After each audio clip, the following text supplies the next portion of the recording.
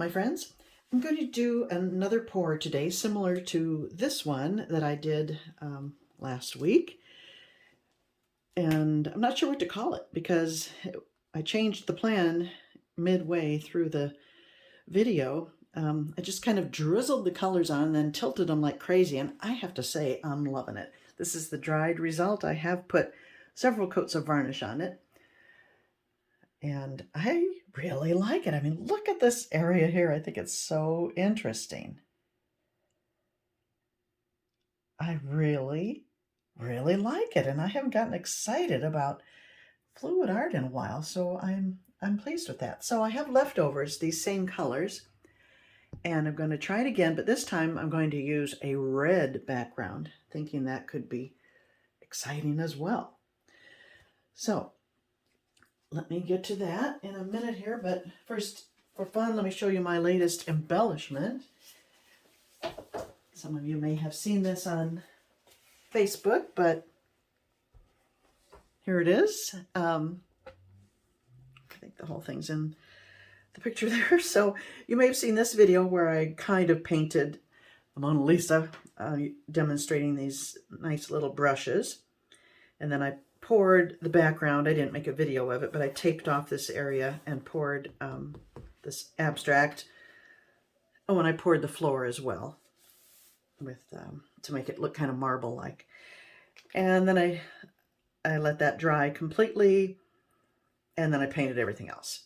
Anyway, there's no deep meaning to it, but I just thought it was kind of funny that everyone is gathered around this abstract piece and ignoring the most famous painting in the world. And this unusually dressed character is supposed to be Leonardo, looking dismayed at the attention given to this when his beautiful painting is ignored. Anyway, I had fun painting it, and I hope you like it. And now I'm going to pause while I put my red base coat down. Here's my red. Oh, I shouldn't hold it over my painting. Wouldn't it be awful if I spilled? Here's my red. I'm going a little smaller too, a 16 by 20. And it's a little lighter because I did extend it with Floetrol, but it will dry more like the bright red that it is. And as I said, I'm using all the same colors that were in that last one, but I did add some white to my magenta to lighten it up a little bit because I want it to show up on the red. So I'm going to stir that in, spread the red background, and then I shall return. Okay, base coat is down, and here we go. I'm so excited about this. I'm going to start off with the blue, which should be a real exciting jolt of color against the red. Some people have mentioned about the Artist Loft, the ready mix paints, drying sticky. And yes, they do if you use them straight out of the bottle. I don't know what it is about that, but they seem to be sticky forever or a very, very long time. But when you extend them with other things like glue and Floetrol, or Floetrol in this case, I've never had a problem. It dries nice and matte and no problem. Okay, here we go. I'm just gonna go crazy with the drizzles.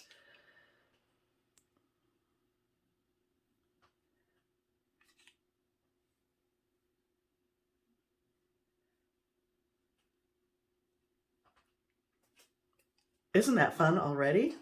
I think it is. Boy, I have so much paint left. I'm going to be doing a lot of these. Now we'll go with the turquoise blue.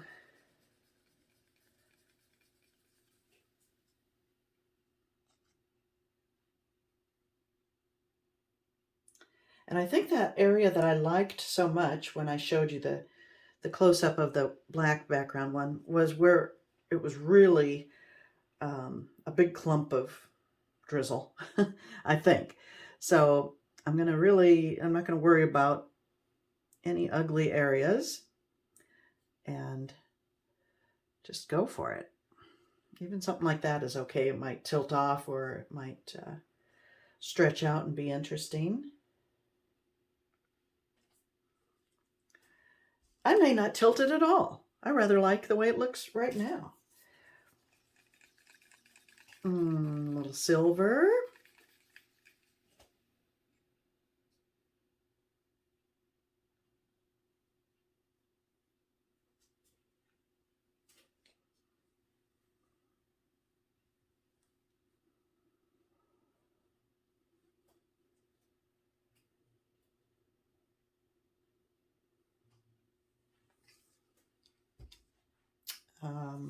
Let's see if this magenta is going to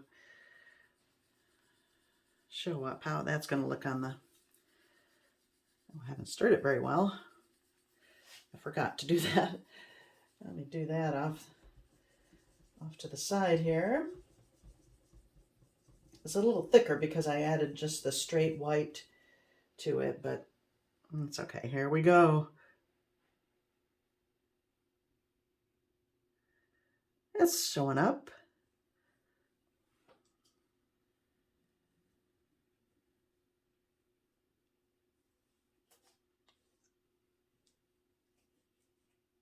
It's just so energetic, this type of thing. I really like the look. It's exciting. Copper.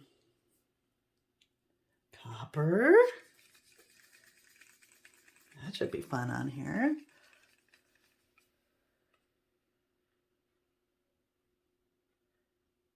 It's not as vivid as I imagined, but it's there.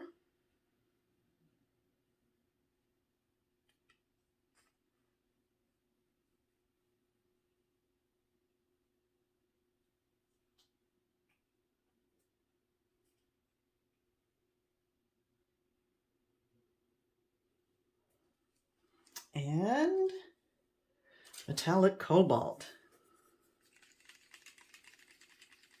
These have sat around for over a week, I think, before when I did that painting. Well over a week. But I covered it with the press and seal, and they're just as good as the day I mixed them. Oh, that's so pretty. This ought to be magnificent on this red.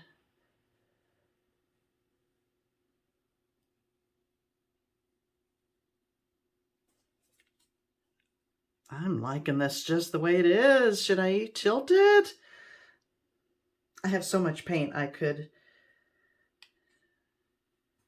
leave it and do another one and tilt, but tilting is really the fun part, so.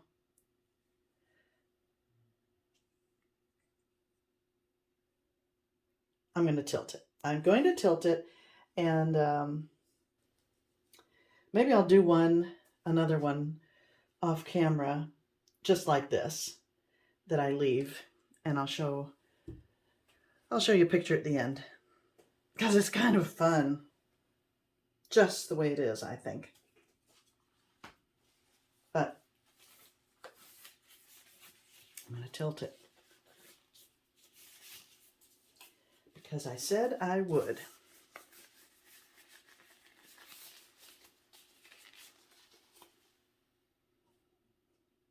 Okay, where to go with it?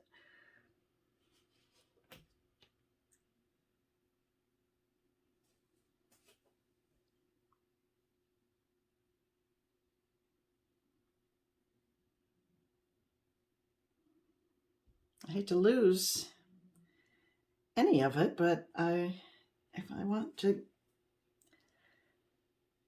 get some interesting movement with those lines, I got to do it.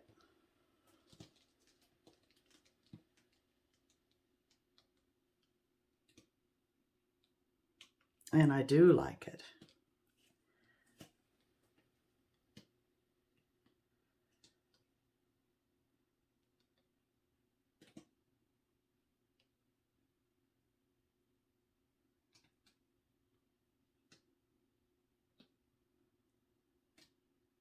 I'm going to Get that big blob over there to reach the edge.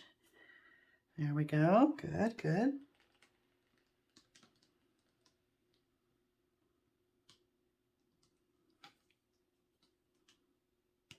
It's almost like a, to me it looks like, if this were the bottom, it's almost like an abstract bouquet of flowers.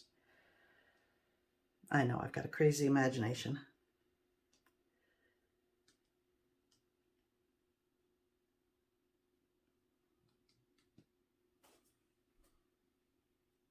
I'm almost done, my friends. I think I like it.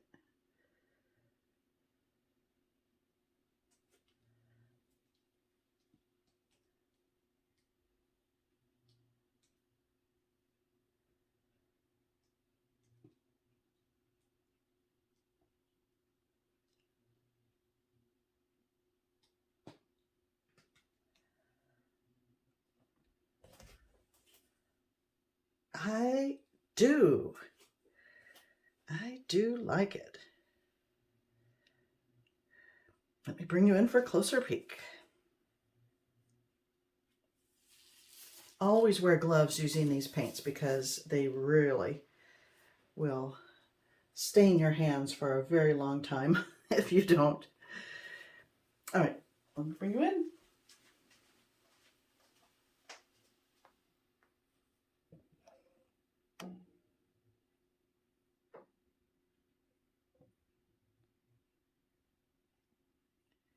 There's that interesting area. I don't know, call me crazy, but I really like that. Oh, the giant tangle. And then that right there looks cool.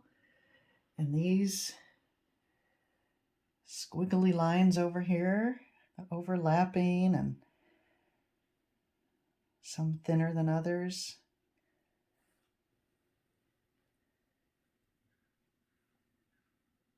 And I'll tell you, you can't beat the blue on the red, right? That is so exciting.